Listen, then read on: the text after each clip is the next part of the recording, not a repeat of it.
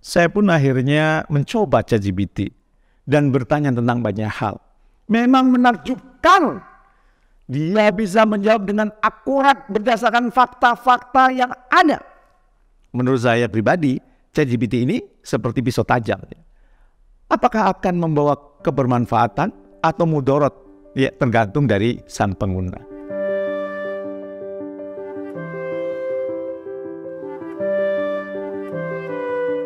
Assalamualaikum warahmatullahi wabarakatuh. Bertemu kembali dengan saya, Jamil Azzaini, di acara Leadership Inspiration. Semoga Anda makin sukses, makin mulia. Pemirsa, sadarkah Anda peradaban manusia sudah berubah di akhir tahun lalu?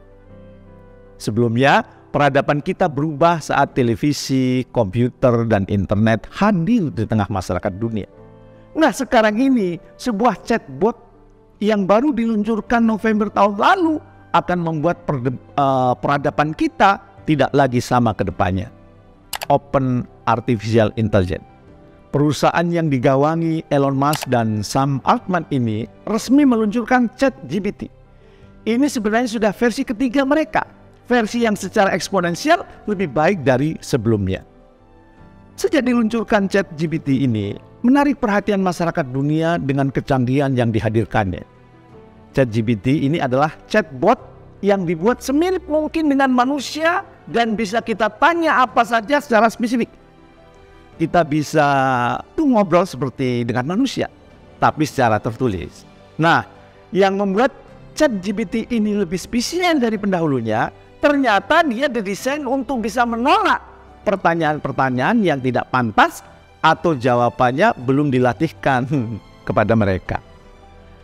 Karena cara kerja si ChatGPT dia dilatih oleh OpenAI ya dengan model bahasa reinforcement learning from human feedback, dan dia juga mendapat feedback dari kita sebagai user. Jadi semakin banyak data yang diterima oleh si ChatGPT, maka dia akan belajar sampai jawaban yang dia kasih semakin mendekati kebenaran.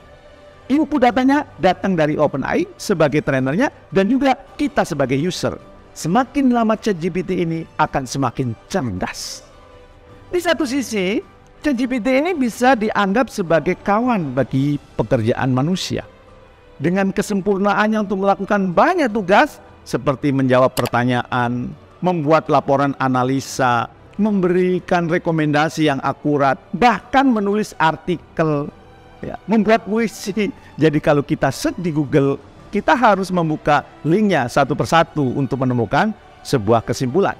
Nah, kalau kita tanya ChatGPT, jawabannya sudah berupa kesimpulan dari berbagai sumber yang dia miliki. Mungkin suatu hari kita tidak bisa gini, googling aja, melainkan kita akan bilang chatting GPT aja. Nah, karena merasa terancam sebagai search engine terpopuler, manajemen Google pun mengeluarkan red code. Kode merah adalah peringatan dini terhadap bahaya yang mungkin akan dialami bisnis model milik Google. Tapi saya rasa bukan hanya Google, bahkan kode merah ini juga berlaku untuk manusia terhadap disruptor terbesar sepanjang peradaban ini. Apalagi kalau kita tidak mengenali lebih mendalam atau malah menyalahgunakannya. Tentu kita tidak mau dong kejadian-kejadian seperti di film Terminator atau Matrix ya bisa terjadi. Pernah nonton? Saat dimana manusia sudah mengagungkan artificial intelligence, tapi mereka malah berbalik menyerang peradaban manusia. Terdengar sih mungkin masih fiksi belaka, tapi tidak ada salahnya loh kita mempersiapkan mental kita sedari sekarang. Dark side, di mana artificial intelligence atau chatbot seperti ChatGPT mengakuisisi peran manusia, mungkin untuk saat ini bisa dibilang masih cukup jauh ya.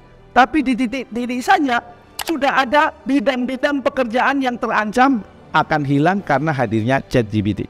Seperti programmer komputer, data analis, engineer, penulis artikel, jurnalis, ya, market researcher, ya, akuntan, personal financial advisor, ya, bahkan guru. Bagi Anda yang berprofesi, seperti yang saya sebutkan tadi, waspadalah, bersiaplah kehilangan masa depan. Walaupun ada bahaya yang mengancam ChatGPT, dapat menggantikan peran-peran tadi, Tapi jika kita ganti kacamata dan melihatnya sebagai sebuah kesempatan, maka ChatGPT bisa digunakan sebagai tools yang akan sangat membantu pekerjaan-pekerjaan teknis kita. Jadi banyak pekerjaan yang bisa cepat diselesaikan. Nah, akhirnya kan produktivitas kita juga akan naik kalau kita bisa memanfaatkan. Saya pun akhirnya mencoba ChatGPT dan bertanya tentang banyak hal. Memang menakjubkan. Dia bisa menjawab dengan akurat berdasarkan fakta-fakta yang ada. Menurut saya pribadi, ChatGPT ini seperti pisau tajam. Apakah akan membawa kebermanfaatan atau mudarat? Ya, tergantung dari sang pengguna. Nah, saya mau bagikan tips bagaimana kita bisa mengoptimize ChatGPT ini untuk pengembangan diri kita. Pertama, tentukan tujuan Anda dari awal. Ya, saking Anda excited mau tanya itu ke ChatGPT, bisa jadi obrolan, Anda akan ngalor ngidul dan tidak fokus, menghabiskan waktu. Ini bisa membuat Anda stres, tergoda untuk bisa tahu banyak hal. Dan saran saya, selesaikan satu hal, kemudian beralih. Ya, sehingga apa? Sehingga Anda punya pemahaman yang mendalam, pemahaman yang utuh, ilmu Anda makin luas, makin dalam. Nah, kalau tujuannya sudah tercapai, baru kemudian opsi new chat Anda buka lagi, memulai pertanyaan baru. Dengan demikian, ilmu Anda, informasi yang Anda dapatkan itu akan kuat, bertahap, dan membuat Anda semakin move on-nya terarah. Yang kedua, formulasikan pertanyaan dengan jelas dan spesifik. Di masa lalu, kepintaran seseorang dilihat saat menjawab pertanyaan. Di era ChatGPT, kepintaran Anda sangat ditentukan kemampuan Anda membuat pertanyaan. Kualitas ilmu dan hidup Anda sangat ditentukan oleh kualitas dari pertanyaan Anda. Sebagaimana modal AI ChatGPT ini memiliki begitu banyak informasi. Nah, dengan Anda menuliskan pertanyaan yang jelas dan spesifik, dia lebih mudah memahami konteks dari pertanyaan Anda.